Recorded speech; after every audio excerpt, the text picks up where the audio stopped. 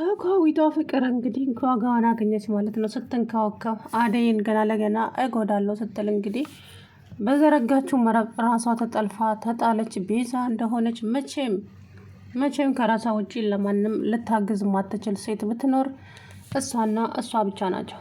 ታዲያ ቤዛ ፖሊሱ ይዟት ለህግ ለማቅረብ ሲሄድ እሱ ዳኒ ከኋላ መጥቶ እንግዲህ ፖሊሱን ከጀርባው መጥቶ ጣለው ማለት ነው። በሚያሳዝን ሁኔታ እሱ ሲነቃ እነሱ የሉም። ታዲያ መንገድ ላይ ሲንከራተቱ ፍቅር አገኘቻቸውና ኑ ቶሎ ብለን ከዚህ ጋር መሄድ አለብን፣ ቦታ አመቻችቼላቸዋለሁ አለ። ከዛ ፍቅር ይዛቸው ሄደች እና የሆነ ቤት ውስጥ አስቀመጠቻቸው። ታዲያ ዳኒና ቤዛ አሁን ፍቅር ለእኛ አዝና ሳይሆን ልትጠቀምብን ስለሆነ እሷ ሳትጠቀምብን እኛ እንጠቀምባት፣ ምክንያቱም እሷን ይዘን ብዙ ነገር ማድረግም ማትረፍም እንችላለን አላት። እኮ ምን ጥሩ፣ እሷን እዚህ እናግታትና ገንዘብ እንቀበላለን አለ።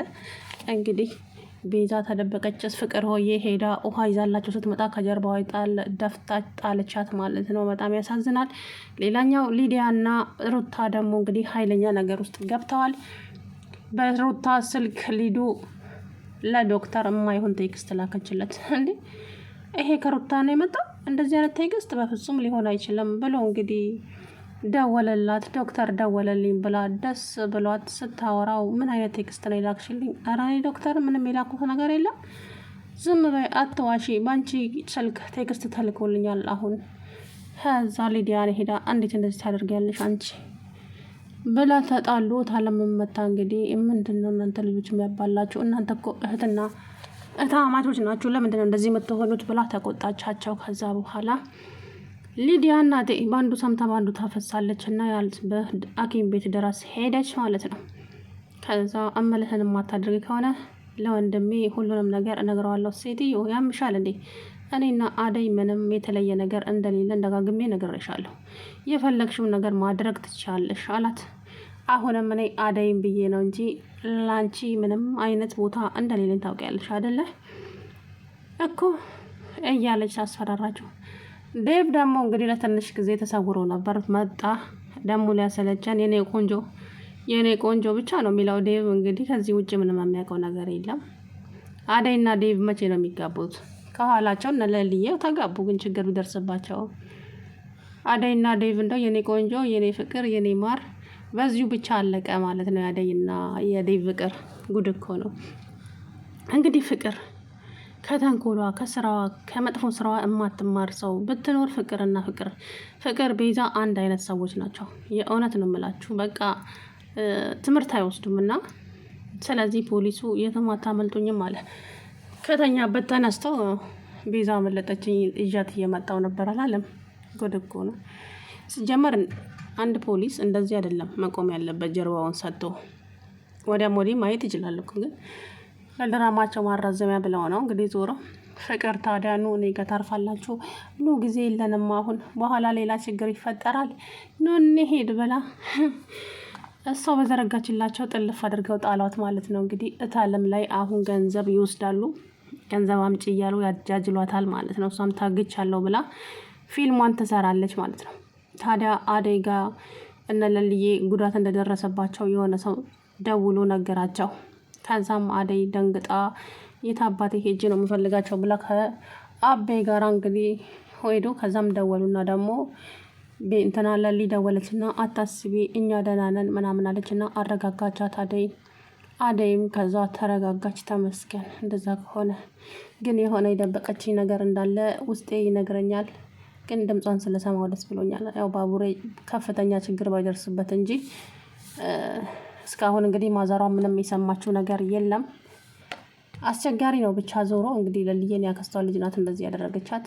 ለልዬ ስትስቅ ስትጫወት የማትወደው አክስቷና አክስቷ ብቻ ናቸው። ምክንያቱም ደግሞ የእሷ ሰራተኛ ሆና እንድትቀር የራሷ ህይወት እንዳይኖራት እንደዛ ነው የምትፈልገው ማለት ነው። እና አንዳንድ ጥቅመኛ ሰዎች በጣም ያስጠላሉ እና መጨረሻቸው ምን እንደሚሆንም አላውቅም።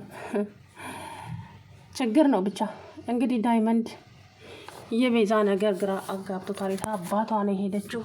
ቤዛ የትም ሂጂ የትም ግን አታመልጭኝም፣ እመኝኝ ዋጋ አስከፍልሻለሁ እያለ እንግዲህ ዛቻውን እየዛተ ነው።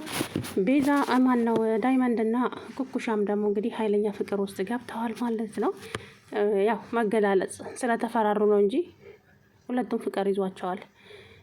እና ማንኛው እንግዲህ ቀድሞ ፍቅሩን እንደሚገልጽ አላውቅም፣ ግን ሁለቱም ተዋደዋል ማለት ነው። እናም አደይ ወደ ቤት ተመልሳለች። እንግዲህ ከዴቭ ጋራ ያው እየተጃጃሉ ነው ማለት ነው። የዴቭ ነገር እውነት በጣም ነው ያስቀኝ እኮ እውነት ለመናገር ማለት የኔ ቆንጆ ከማለት ውጪ ሰርጋቸው ሲደገስ አላየን። እንግዲህ ምን ጉድ ነው? እናቱ እስከምትመጣልና ነገሮችን እስከምታበላሽ ነው መሰለው የጠብቀው ድጋሚ ማለት ነው። እናም እንግዲህ ቤዛ አሁን ላይ በድጋሚ ፖሊስ እጅ ከገባን መውጫ የለንም ዳኒ።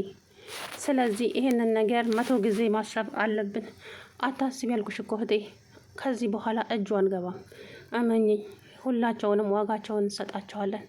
እንደዚህ እንዳሾፉብንማ አይቀሩም ማለት እኮ ጨርሰው ማለት ነው። እና እንግዲህ የሚሆነውን ነገር ደግሞ አብረን የምናየው ነው የሚሆነው።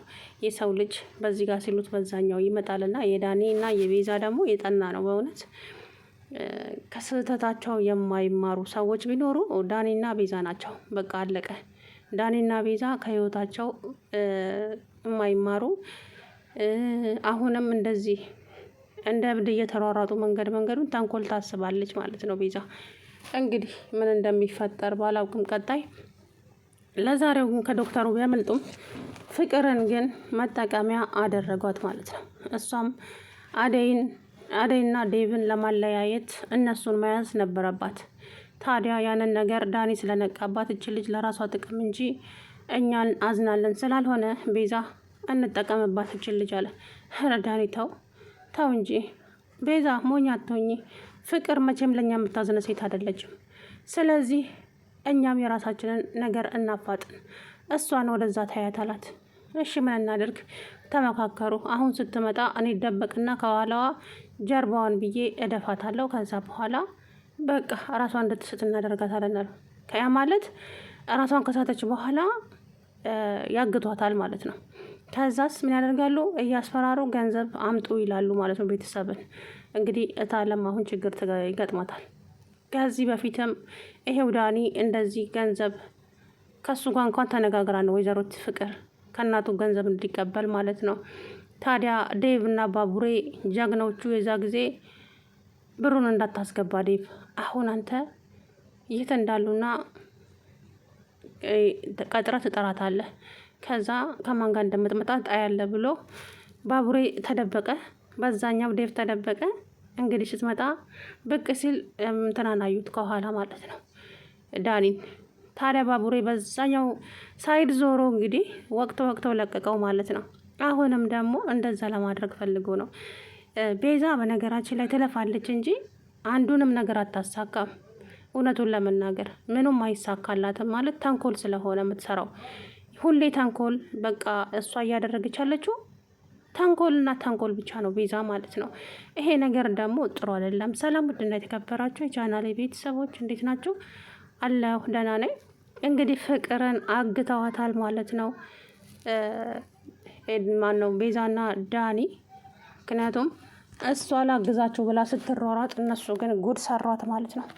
እንግዲህ አንዳንድ ጊዜ አልጠግባሽ ተፋድራል ያለ ሀገሬ ሰውና እንደ ቤዛ አይነት ሰው ነው የእውነት። ቤዛ እኔ እንጃ፣ ቤዛና ፍቅር ሲጀመር አንድ አይነት ሰዎች ናቸው በእውነት።